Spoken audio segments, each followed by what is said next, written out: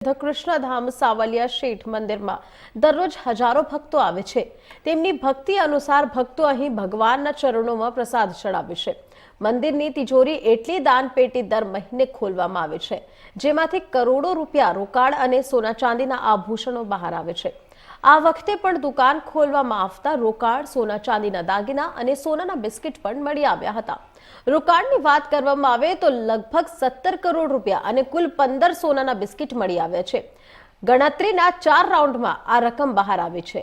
કૃષ્ણધામ સાવલિયા શેઠ 5મી જૂને ભંડારો ખોલ્યો હતો। આ પછી એક રાઉન્ડમાં રકમ વધતી રહી।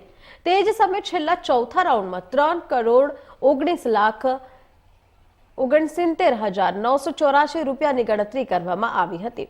ચારેક તબક્કામાં 13 કરોડ 47 લાખ 85,984 રૂપિયાની ગણતરી કરવામાં આવી હતી। આ સિવાય 3 કરોડ 64 લાખ 89,000 રૂપિયા ઓનલાઈન અને મીટિંગ રૂમમાંથી મળ્યા હતા। સાવરા શેઠને કુલ 17 કરોડ 12 લાખ 74,984 રૂપિયાની ઓફર કરવામાં આવી હતી। મતગણતરી દરમિયાન મંદિર મંડળના પ્રમુખ ભેરુલાલ ગુર્જર, સીઈઓ અને એડીએમ વહીવટી તંત્ર રાકેશ કુમાર, મંદિર મંડળના સભ્ય ભીરુલાલ સોની અને અન્ય ત્યાં લોકો હાજર રહ્યા હતા।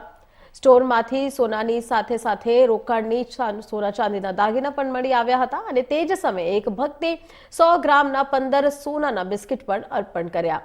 ઝવેરીલાલ વાત કરવામાં આવે તો જ્વેલરીની વાત કરીએ તો આ વખતે સોનાના બિસ્કિટ ઉમેરીને 1 કિલો 849 ગ્રામ 510 મિલીગ્રામ સોનું મેળવવાનું આવ્યું હતું। તો તે જ સમયે આ વખતે રેકોર્ડ ચાંદી પ્રાપ્ત થઈ હતી, જેની વાત કરવામાં આવે તો 68 કિલો 6 ગ્રામ 500 કિલોગ્રામ મિલીગ્રામ ચાંદીના દાગીના મળી આવ્યા હતા। તેમાંથી ભંડારમાંથી 17 કિલો 550 ગ્રામ ચાંદી અને ભેટ રૂમમાંથી 51 કિલો 5 ગ્રામ 500 મિલીગ્રામ મળી આવ્યા હતી ચાંદી।